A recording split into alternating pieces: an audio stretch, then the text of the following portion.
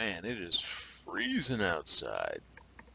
Yeah, so much for your winter break, like the worst possible weather. Yeah, we got a couple visitors here. See, come in. Come on, give up.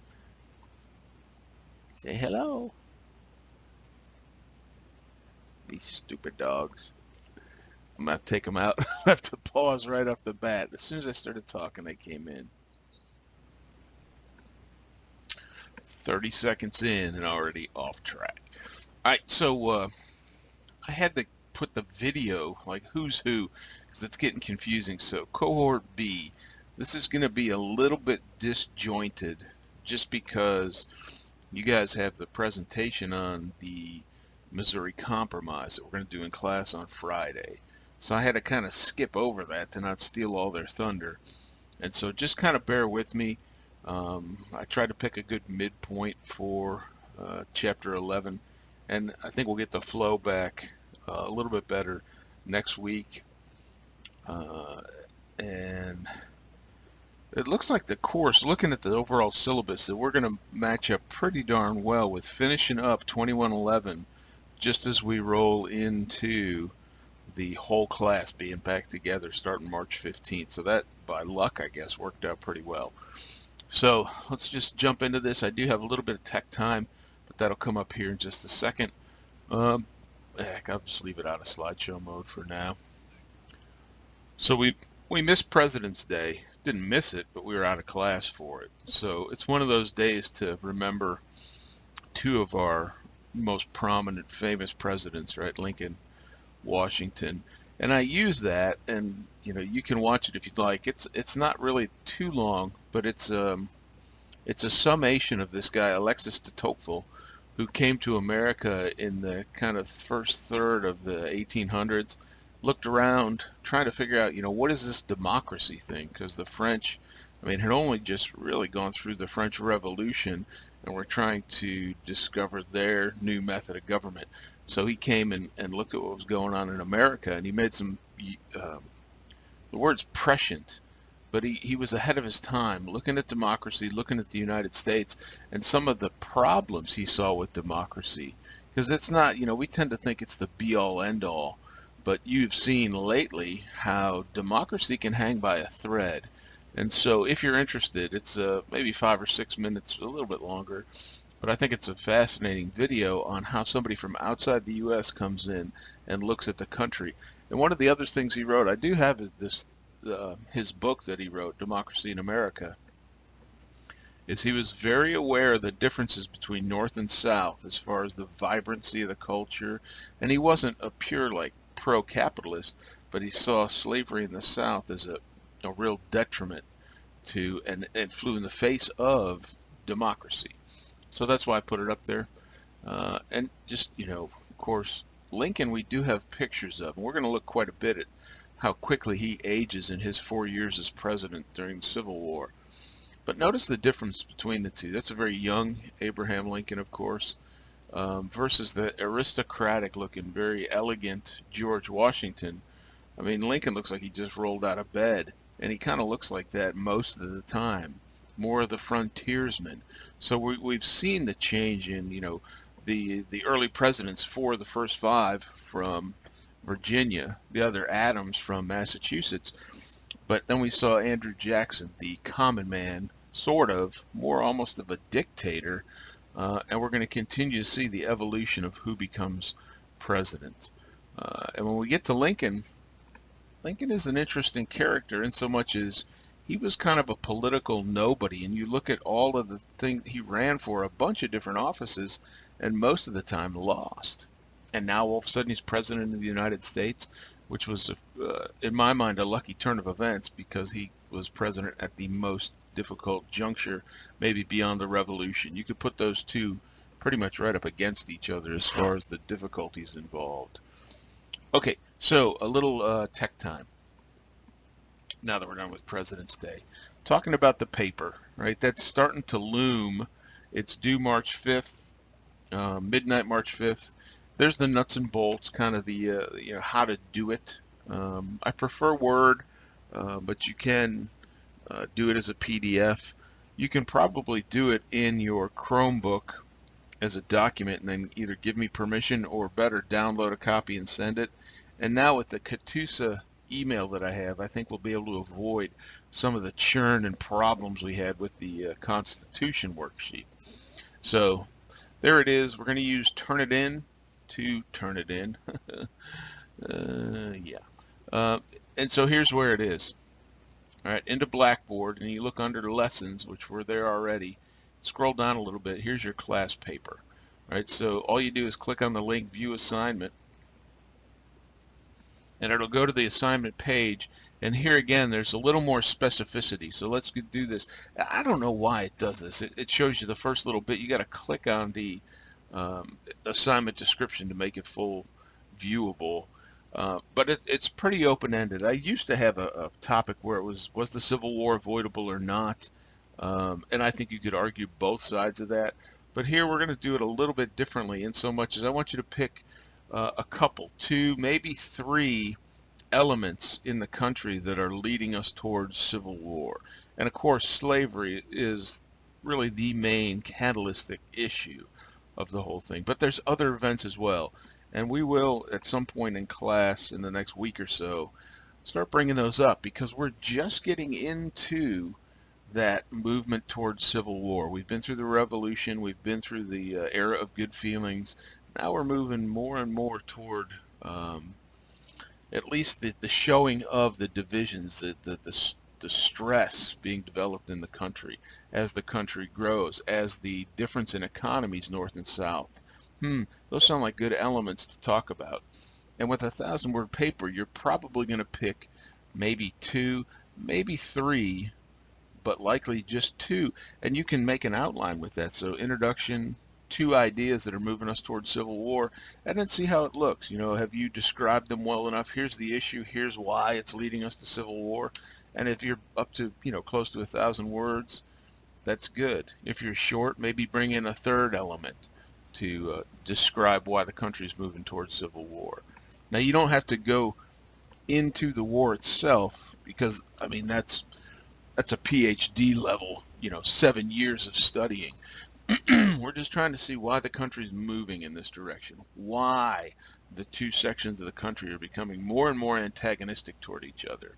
And I listed my Katusa email here so that you can mail it to me as an attachment, or maybe just give me permission to view through your Chrome, Word, whatever you call it. All right. When you do this, you want to go up here and hit the submit button. And what that does is it opens up a window, and what am I going to do?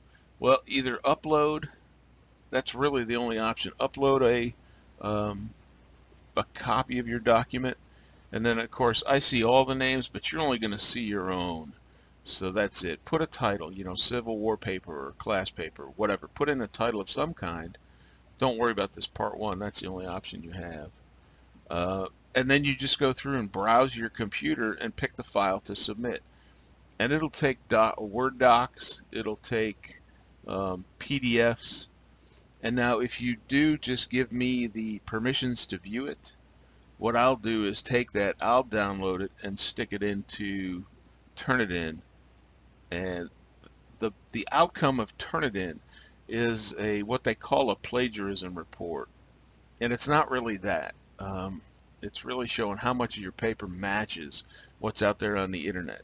And, how much do you guys know about the Civil War? Or leading to even the Civil War? The answer is probably not a ton. So in my mind, having, 30% or so match through the plagiarism checker is appropriate. And we'll step through this a little bit more in class so it's clear. It doesn't have to be 0. I don't give a, maximum 10% because that's just playing a game with Turnitin at that point. Okay, so that's that. That's how it's going to be turned in, though. And what I've set it up so you guys can see the Turnitin report. So if you see a 30-35% number, what I would do is open that, look at it, and maybe there's a section you missed that shows up all in red, a paragraph, and you're like, oh yeah, I forgot to cite that. So it actually helps keep you out of plagiarism jail by using it. Okay, so again, more about this in class a little bit, but that paper is due March 5th, so still plenty of time, but time has a way of getting away from us, doesn't it? Some common errors. What I've seen, having done this a billion times, it seems like you guys hate writing them. I'm not a big fan of grading them either, but collegiate level written papers are going to, the better you get at them, it'll stop being a pain in your neck. So that's why we're doing this. So look at, excessive paragraph lengths when you proof it. If a paragraph's a whole page, there's too many ideas in it. So break it up at a natural change. You can still be talking about one of your main points and have 2 or 3 paragraphs associated with that main point. Each main point doesn't have to be a paragraph unto itself. They can be broken up. Watch, overly general. Everybody thought slavery was bad. Well, no, even in the North that wasn't the case. So be more specific. Some abolitionists, things like that. A poor introductory paragraph. When you do that, you want to introduce what you're talking about with a thesis statement.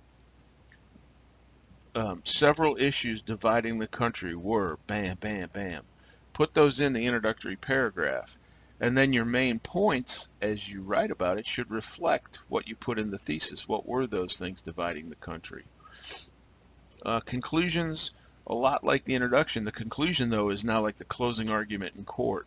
These things, bam, bam, bam, were dividing the country. And I've kind of, this is my paraphrasing of, but thus I have shown that in the paper, thus this is true, thus give me an A. You know what I mean? That's not how you're going to write it, obviously, but you sum it up like an argument in court. I have proved A, B, and C, so you can see the divisions, the tearing apart of the country. The other thing to not do in a conclusion is introduce a new idea. So those ideas should be fleshed out in the body, and then you just sum up. And then watch out for typos. When you're describing portions of the country, not just the general direction south, but you're talking about the southern United States, you want to capitalize it. Same with north. Civil War, as in the U.S. Civil War is what you're talking about. Republican Party, right? It's a specific party you're talking about. Capitalize those, right? So, again, we'll spend a little time on this in class, but that's the common errors piece. All right, this is a little bit of a review, trying to tie together, with us being kind of separated for so long with the break and all what was going on last week with the impeachment trial in the Senate. I wanted to hit this just as a review and in part to go over these videos. So there's 3 of them. One is an actual, like a CNN explanation of what happened with Wells Fargo Bank, which has been around for quite a long time. The other 2 are kind of mildly humorous about Senator Elizabeth Warren kind of tearing apart the CEO of Wells Fargo for their bad actions. And the reason I use this is, 1, Wells Fargo was around for a long time, but 2, it kind of goes back to this idea that was going on. This is toward the end of the Jackson administration, and the idea of a national level bank working in the shareholders' interest, not in the public interest. And so the power the bank had, they hold deposits, they have power over the economy, but it's a private institution making enormous profits. And why is that relevant? Well, the whole mortgage meltdown and this malfeasance by Wells Fargo of late relate to the same kind of idea. We can make all the money, but if things fall apart, we expect the government to somehow bail us out. Now, we did in 2008. They didn't back in Jackson's time. And really, Jackson hands the bag of crap to Van Buren, the next president, who has to deal with the mess left by Jackson. All the profit, none of the risk. So that's why those videos. So this chaos, you can read through it, but there's kind of a war going on.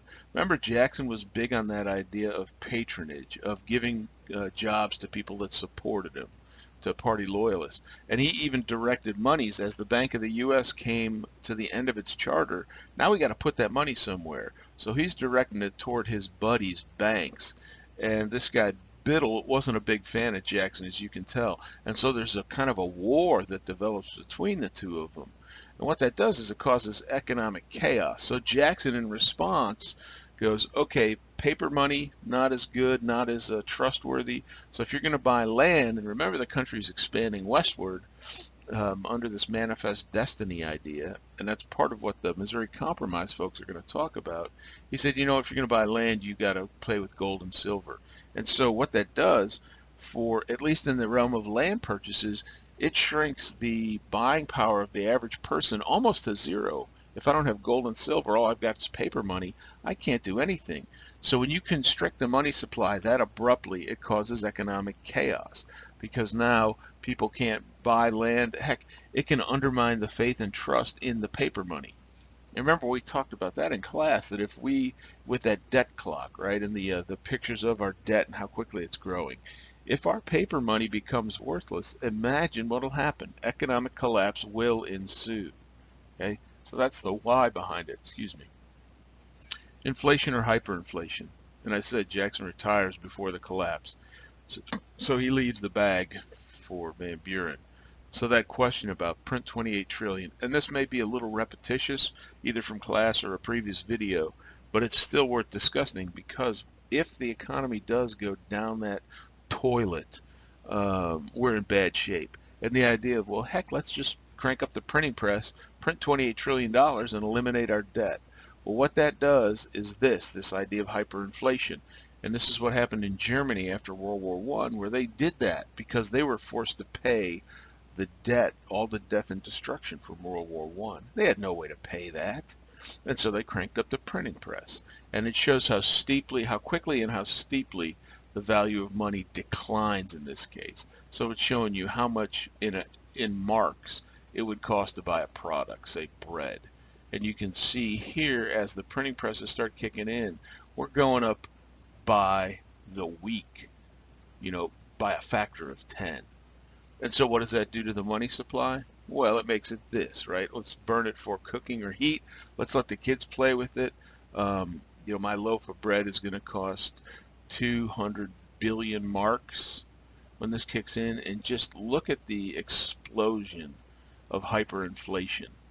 So when money becomes worthless, it doesn't buy anything. It has no value at that point. And that leads to people like this coming to power, right? So there is a concern there.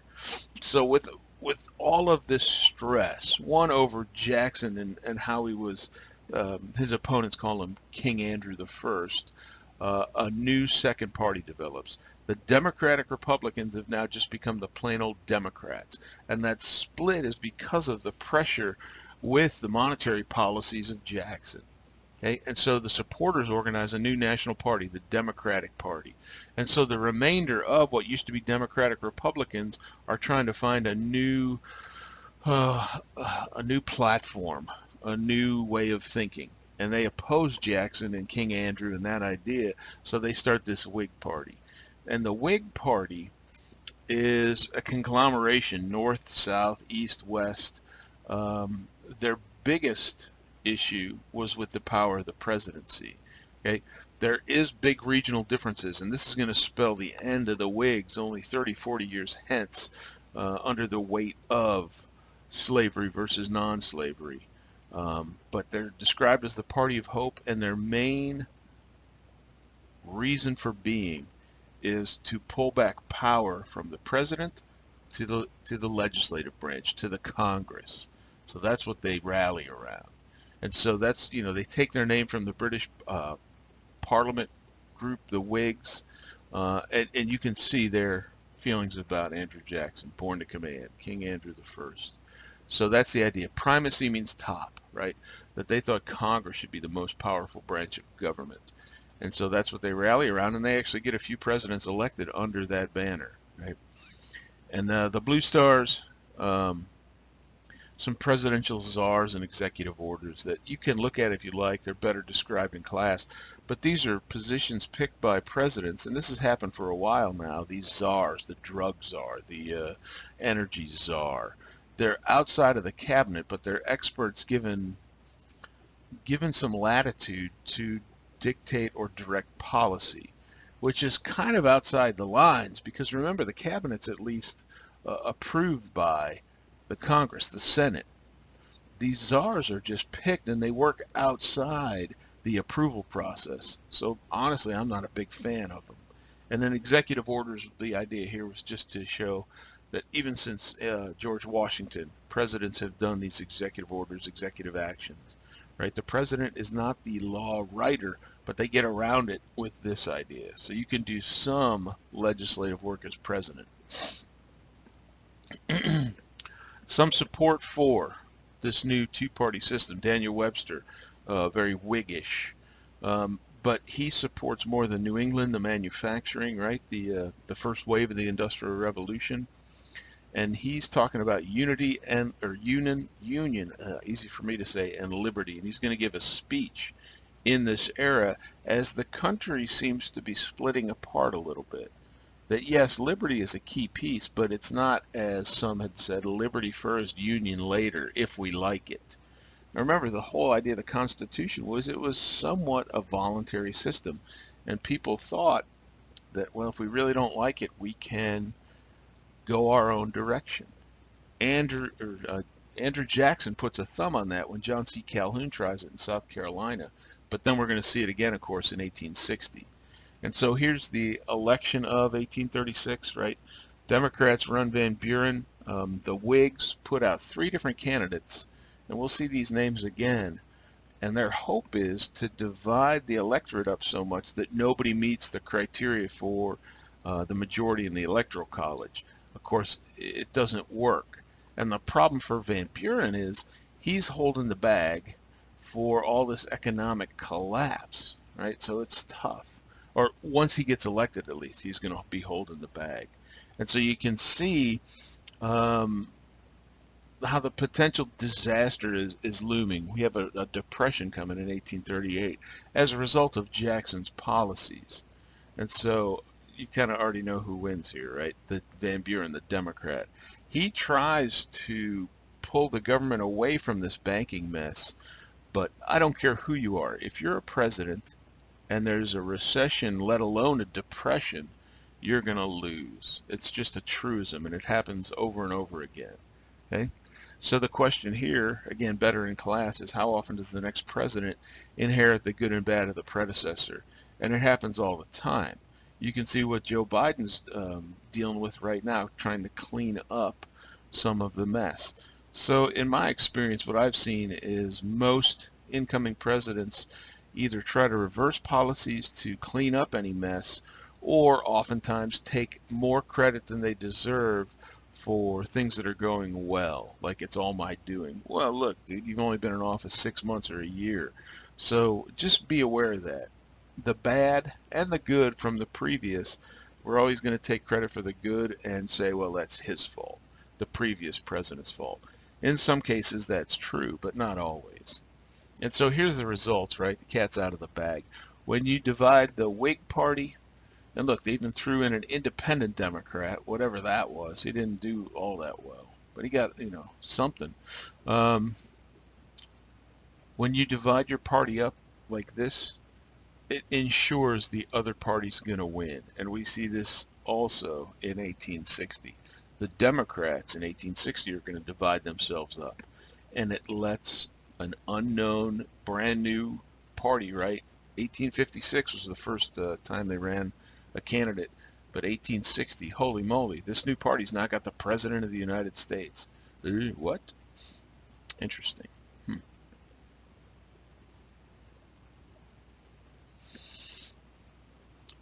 So Van Buren wins that one, 1836. We saw the economic collapse hits in 1838 because of Jackson's policies, but Van Buren's the president.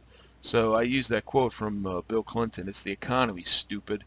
That's what he used when he ran against George H.W. Bush in 92 and beat him. Beat the incumbent, who was very popular after Desert Storm, had been Reagan's vice president for 2 terms. But Clinton was right. It's the economy, stupid. And so we get Harrison, and again, I may have talked about this, but just, a good review prepping for the next quiz, perhaps. Harrison, right, a war hero, if you will, runs on image. So this kind of goes back to Jacksonian politics, where it's about throwing mud at the other person, and image, and look at me, the great leader. I defeated Shawnee of the Tecumseh, or the Tecumseh, the leader of the Shawnee Indians. And so he wins on that. All about image. But as you may remember, don't give long speeches, because he does 2 hours in the cold, pouring rain of Washington, gets pneumonia, and dies like 6 weeks later, a month in. Okay, so a couple words of the day to kind of move us forward. You see this term come up, and you may see it as you start thinking about your paper. The term antebellum means occurring before the war, and in this case, antebellum America is before the Civil War, because the South changes dramatically from antebellum to post-war. The idea of autonomy, the right to condition or self-govern, that we have autonomy as people, right? Life, liberty, pursuit of happiness. And then untenable is a word that it's a position where you may stake out, here's my position, but it's not easily defended, and it's easily picked apart. So sometimes presidents or government leaders will pick a position, but it's an irrational one that can be picked apart pretty easily, like lasers from space. All right. I ask in class, but we'll give it away here. Who is this angelic lady? What does this represent? This is a picture of something. And if you look to the right of the screen, if you're looking at this as a map east to west, it's very bright, daylight, right? Trains. It's hard to see in the background, but there's a river full of ships, planters, stagecoaches, pioneers, covered wagons. So this is what's known as manifest destiny. This would be Columbia. Most people say the Statue of Liberty. Yeah, I mean it's the female personification of America. If you think about Columbia Pictures at the beginning, the lady holding up the torch is Columbia. And notice she's carrying a couple things. One is the Bible, and the other is this string of wires, because she's leading the telegraph lines out west. But if you look to the western side, look how it's dark and foreboding. And look who's fleeing in the face of all this advancement. It's the buffalo and it's the natives. And so this is manifest destiny, that we are destined as Americans to go from the Atlantic to the Pacific, and anything that gets in our way will be moved aside, right? So one of those things that's out as we move west is Mexico owns really a big chunk of what we know as the United States. And this will make a little more sense when we look at a map here in a second. Remember Jefferson with the Louisiana Purchase. That was another big chunk. We effectively doubled the size of the country. So out beyond the Mississippi, but toward the Rocky Mountains. And it's not a straight line. It kind of moves from the Rockies back toward the east. And so with that, every generation, as we've done with the movement into the Piedmont area away from the coast, and then over the Appalachian Mountains into this new Ohio territory, and now into the new Louisiana territory. So we continue expanding. And so the U.S. is expanding west, and at the same time Mexico is expanding north into what you would, if you think of New Mexico, that area, and Texas as well. And so there's going to be a meeting of the two in this area. And at first it comes across as maybe this can be an amicable solution. But as the Mexicans move north, they build bases, missions, they settle the area of California, right? And so the potential for conflict seems to be going up. And one of the things that connects this area out west is what's known as the Santa Fe Trail.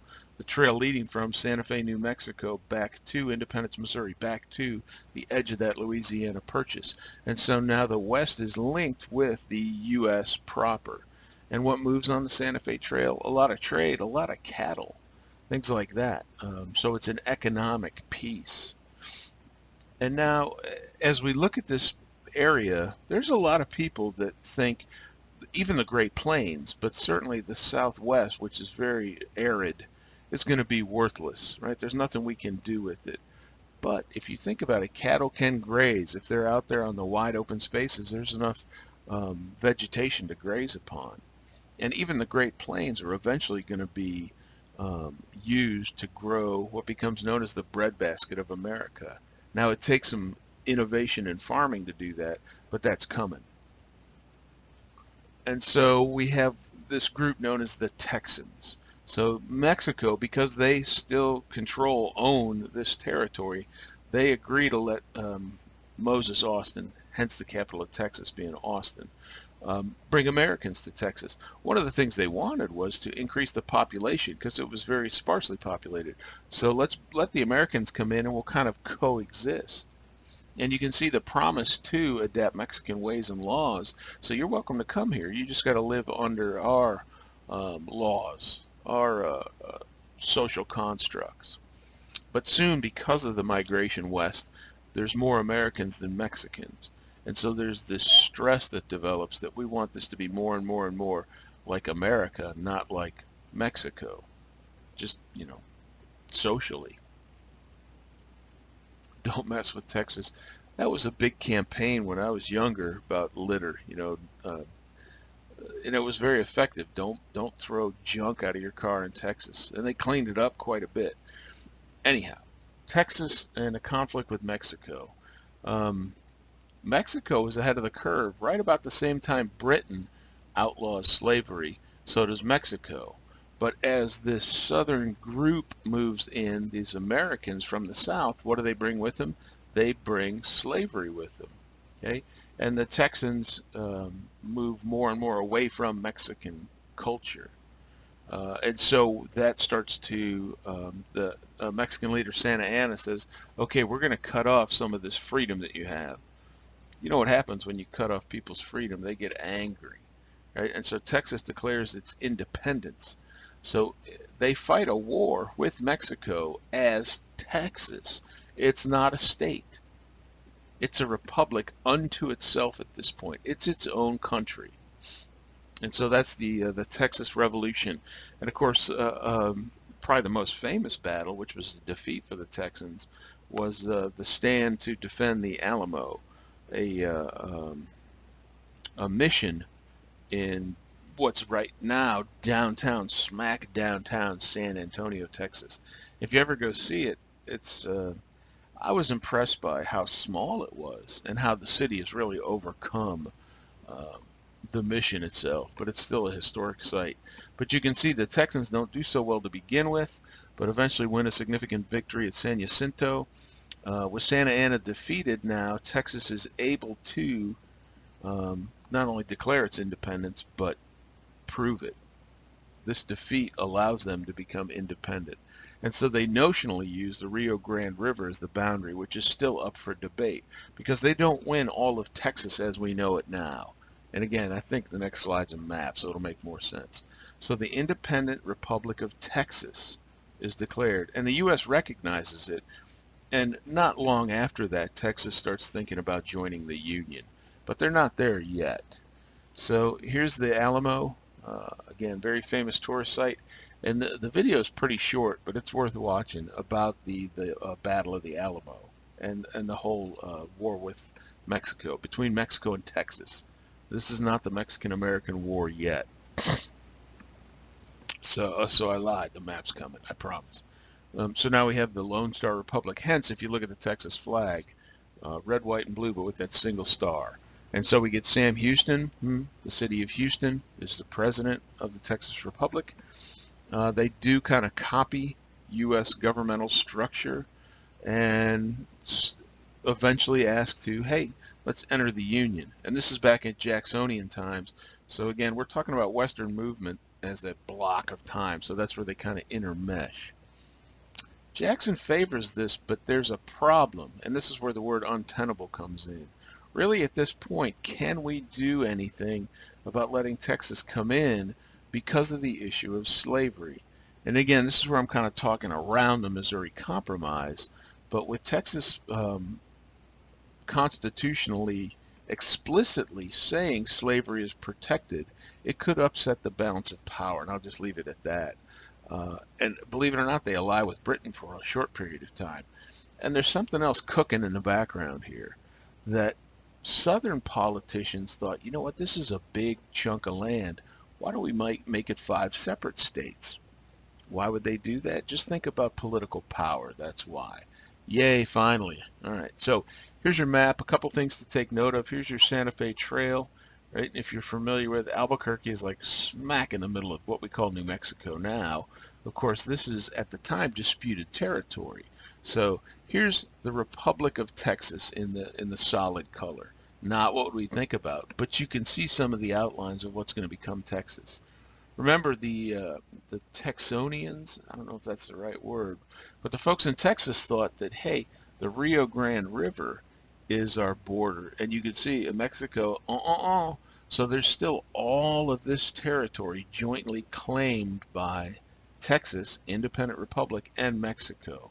So I'd say if, but we know the answer. When Texas joins the Union, that's going to set up a potential conflict here to get more of this territory away from Mexico. And here's your Santa Fe Trail. You can see how it connects the United States, and it runs right smack through this disputed territory. Okay? And here's the big victory just outside of Houston, the Battle of San Jacinto. All right, jumping around. So it's not just Texas. This idea of manifest destiny is starting to occur out west as well. And so what happens if you think about it? The U.S. expands into that Louisiana Purchase territory, but really kind of jumps across as far as settling and bringing in statehood for those Great Plains areas. And we jump to the West Coast. So we see the potential for Washington, Oregon, and California is a big one along the West Coast. And then we'll eventually kind of backfill into the Great Plains and complete that manifest destiny idea. And so Oregon, Spain gives up its claim to Oregon. It's way up north, but there's still a fight to be had here because Canada is British, right? And the U.S., where's the line drawn between British Canada and the U.S.? Let's throw Russia into the mix as well. What we know is Alaska today belonged to Russia. We actually bought it. It was called Seward's Folly. The Secretary of State Seward under Lincoln purchases Alaska, and they thought it was a waste. But of course, now we have cities up there. The Alaskan oil pipeline for a while was pumping oil down this way, not as much anymore. And so this joint claim, are we going to go back to war with Britain over this area? Well, we're not, but there's going to be a compromise drawn up. Right? And just kind of a footnote to history, John C. Fremont, he's known as the Pathfinder, but he's one that shows you can cross the continent with wagons. So the Rocky Mountains aren't impenetrable. There's certain paths to take. And that's going to become really important to a certain group called the Donner Party here in a minute. And he runs as the first Republican, 1856. Lincoln, yes, first Republican elected, but not the first one to run. And so manifest destiny. U.S., by getting the Oregon Territory, it puts us up against the Pacific Ocean. Right? It's our destiny. We are charged by God. Remember that idea of we are the select people. And so this treaty almost completes expansion from sea to sea. So here's a map to kind of explain it. So if you look at the top, this portion is Russian, right? Alaska is Russian, and you can see this line, 5440 or fight, was one of the rallying cries that we want. The U.S. wants the line way up here. And if you're familiar with the geography, the state lines aren't on here, but this is the upper part of Washington. Here's the 49th parallel where we eventually decide, okay, that's a decent border. And you can see the British said, no, we want it down here, which is almost always the case. Both sides want a portion above and beyond what would be in the middle. We see that in Korea. We see it in Vietnam. But then below this, if you notice, Mexico. So kind of completing part of Manifest Destiny. And look, the Oregon Trail. That's one of those things that Fremont and the gang were able to find ways all the way out west with these wagon trains. Because covered wagons are not the most agile vehicles out there. So you got to find dedicated gaps and pathways and cuts through these mountains. Because if you've ever been out west, man, the Rocky Mountains are formidable to get across, especially when you're in one of these things. Not so easy to move. And it's interesting. One, look how hard the life is moving from, you're talking many months journey from St. Louis, right, the gateway to the west, somewhere on the Mississippi, all the way out west. And if these were built well, and most of them were, these Conestoga wagons had all your stuff in them. They were sealed up. So if you met at least not a huge river, you could actually go across. These became kind of quasi boats to get you across the river. Tough life. Believe it or not, out in New Mexico, one of our training bases was out there. You can still see the marks in the ground from the covered wagons going across that area because it rained so infrequently. Those tracks are still in the ground today from the mid-1800s. And you can see the wheels are so narrow, they're going to carve up the land, even if it's pretty firm. So, yeah, getting toward the finish line on this piece. Again, we've walked around the Missouri Compromise. You guys get to fill in the blanks on that on Friday. But this shows you a little bit of the Oregon Trail in Snake Valley that was right here. Now, there's other trails to the south. One of them is the California Trail. And so these are mapped out. As these explorers go west, they'll map out the pathways, the landmarks, how to get there. And so you reach a point here after you hit Fort Hall that you either decide to go north up into the Oregon Territory or kind of southwestish to what's known as California today. And now there was this guy, Hastings, who came up with this supposed shortcut. The thing is, this knucklehead had never been out there. It was just based on what he'd heard, hearsay. And so some people, including what becomes known as the Donner Party, and that's what this video is about, decide this shortcut's going to save them weeks on getting out to California because they cut off this northern jog. Well, if you look at the topography, that northern jog was for a reason because it was flat up here and it led through some good pathways through the mountains. Whereas this one, not so much, and especially getting toward Great Salt Lake, the Wasatch Mountains are significant. And so the Donner Party follows this Hastings cutoff, but it adds almost a month to their journey. So by the time they get to the gateway of California, the Sierra Nevadas, what today would be right around Reno, Nevada, here's Lake Tahoe, okay? They're behind schedule by that month. And the bad part is now the snows have set in. And so the party gets stuck in the Sierra Nevada mountains and they're starving. And then they resort to cannibalism to survive. And half the party ends up dying. And it's because of that cutoff, right? So that's the video. It kind of explains a little bit. It's fairly short, 2-3 minutes. But look, the call to come to California starts being produced. And this is before we hit the gold rush, right? The 1849 gold is discovered. That just opens the floodgates of people wanting to go west to seek fame and fortune. Think about this. To get to California from the East Coast meant going all the way around the tip of South America at this point. There's no Panama Canal. So this is still, even on ship, a pretty long and arduous journey. But you can see what's drawing them out there. Land, the hope of gold, after the discoveries 1848, 1849. Okay? So there is a lot drawing people out west. And so we're starting to really fill in the country at this point. Just remember, this area is still disputed. So at some point, that dispute is going to manifest itself in the Mexican-American War. And that kind of fills in the remainder of what we know as the U.S. So not too bad, even with some tech time. 45 minutes. I think I got this right, man. It can get confusing as to who's in class and who's not. But so for us, we'll be in class Friday.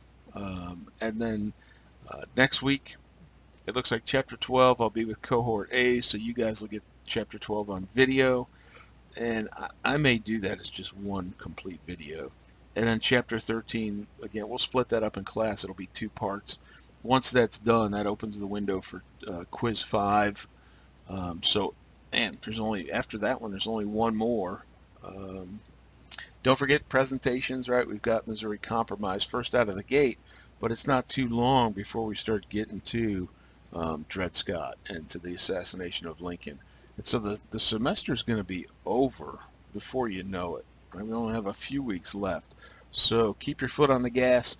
We'll be able to take a little bit of a kind of a brain break as we reconvene as a whole group and have classes 4 days a week, if everything stays to plan. So I will see you guys. Today's Wednesday. I'll see you in a couple days. Hopefully it'll warm up by then, right? Adios.